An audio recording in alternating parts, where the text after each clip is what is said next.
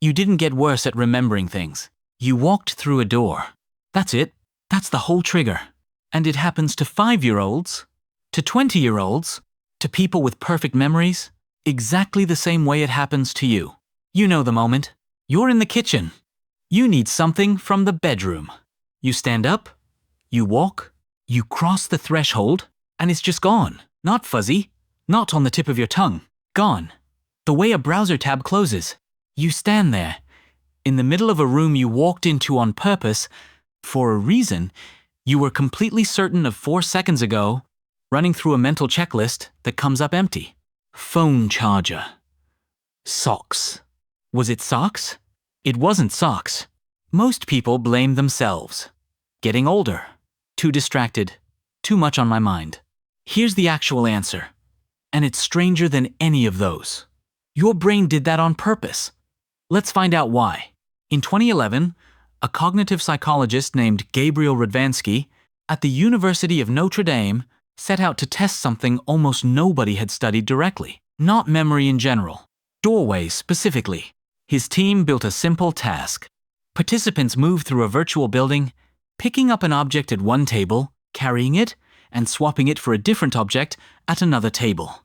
Sometimes, the second table was in the same room. Sometimes, it was through a doorway, into a completely different room. Same distance walked, same amount of time, same task. The only difference was whether a doorway sat in the middle of it. Crossing that doorway made people measurably worse at remembering the object they'd just been carrying. Not slightly worse. Consistently, reliably worse, across dozens of trials. Then Radvansky's team did something clever. They ran the exact same test with real rooms, real hallways, real people carrying real objects in shoeboxes, so they couldn't just glance down and cheat. The same result. The doorway itself was doing something, not the walking, not the room, not the distance. Here's where it gets interesting. Radvansky's explanation is called the event boundary. Your brain doesn't store your day as one continuous stream. It chops it into chapters. In the kitchen, making coffee. In the bedroom, looking for keys. Each chapter gets its own mental folder built specifically for that space, that goal, that moment. Psychologists call this an event model, a temporary, purpose-built container for whatever you're doing right now, in this exact room. A doorway is one of the clearest signals your brain gets. That one chapter has ended and another is starting. So it does exactly what a good filing system is supposed to do.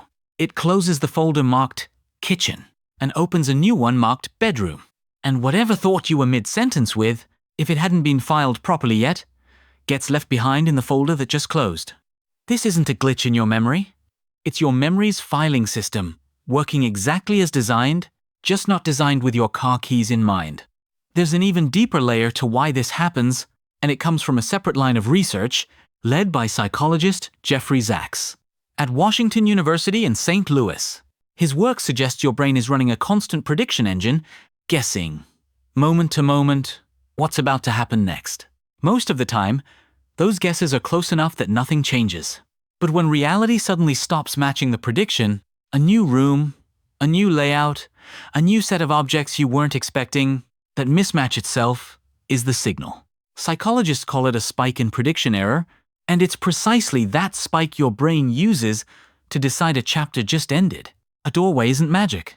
It's simply one of the most reliable ways to guarantee that spike happens, because almost nothing about a new room matches your prediction of the old one. But the story doesn't stop at physical doorways, and this is where it gets genuinely strange.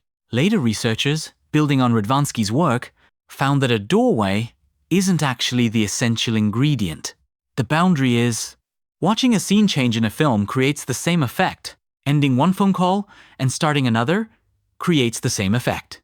Even switching from one browser tab to a completely different one appears to nudge the same mechanism, your brain treating each context as its own sealed folder, closing one, the instant it opens the next.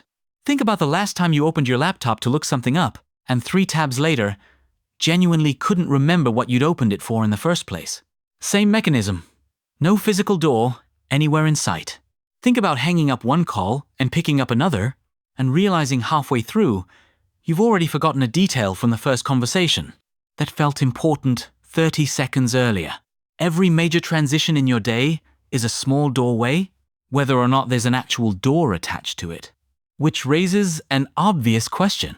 If doorways are this powerful, why doesn't returning to the original room bring the memory back? Radvansky tested that too. Participants who walked back into the room where they'd first had the thought did not reliably recover it. The folder had already been filed away. Standing back in the kitchen doesn't automatically reopen. The kitchen chapter. Here's the twist most explainers leave out entirely. The doorway effect isn't actually as settled as it sounds. In 2021, a team of researchers ran a large, careful attempt to replicate Radvansky's original findings across several different experimental setups.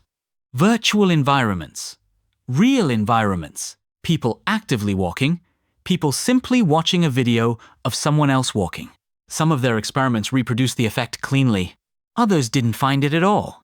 The doorway, on its own, wasn't a guaranteed trigger in every version of the test. This doesn't mean Radvansky was wrong. It means the real story is messier and more interesting than doorways erase memory. The event boundary appears to be the real mechanism, your brain's habit of closing mental chapters at moments of context change. Doorways are simply one of the most common, most reliable triggers for that boundary in ordinary life, not a magical memory switch hiding in your doorframe. So here's what's actually going on. Underneath the getting older, excuse almost everyone reaches for first. You didn't forget because your memory is failing. You forgot because your brain is constantly closing chapters behind you, clearing space for whatever room you're walking into next, and every so often, a thought gets caught on the wrong side of that closing door.